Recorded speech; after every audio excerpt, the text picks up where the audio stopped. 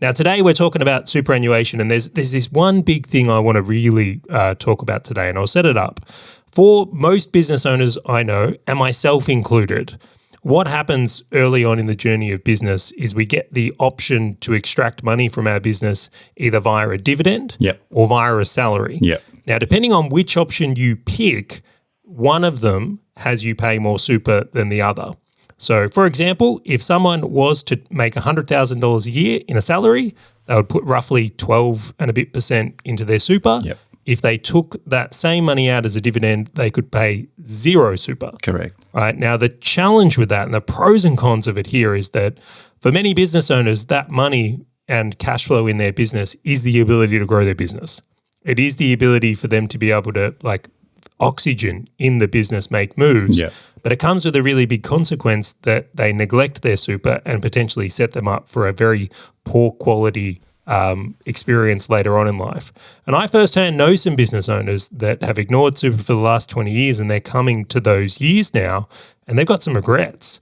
They're like, oh crap, business didn't go like I thought it would. And I've got no nest egg built in super despite some of the massive, massive advantages. So it's something personally that I've had to turn a corner on and certainly contribute much more today and catching up, compare it to where I used to.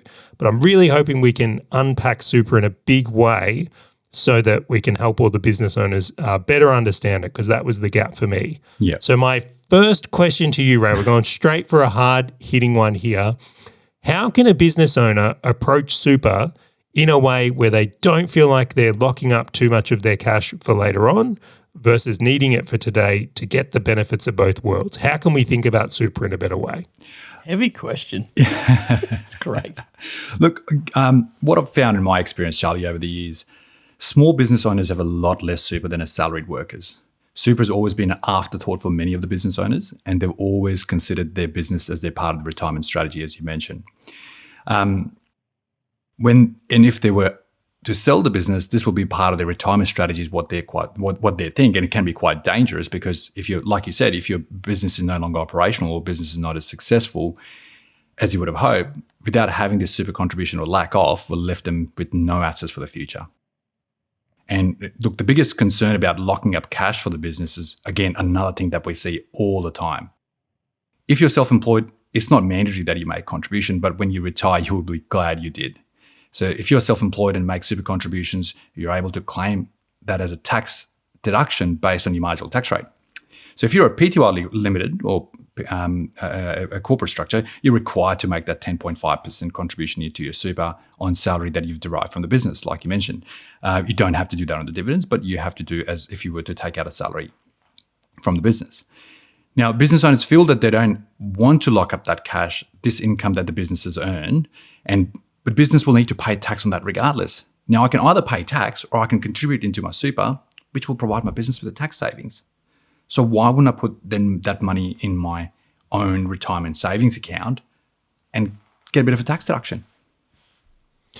So you just nailed the thing that was explained to me, is that I'm not getting all the cash I think I'm getting in just taking a dividend.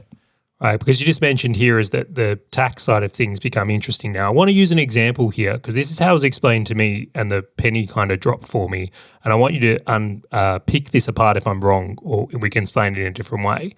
Someone said to me is that, Charlie, if you earn $1 and you take it into your paid via a dividend, bring it into your business, right, you only keep 70 cents of that, right, in a 30% idea.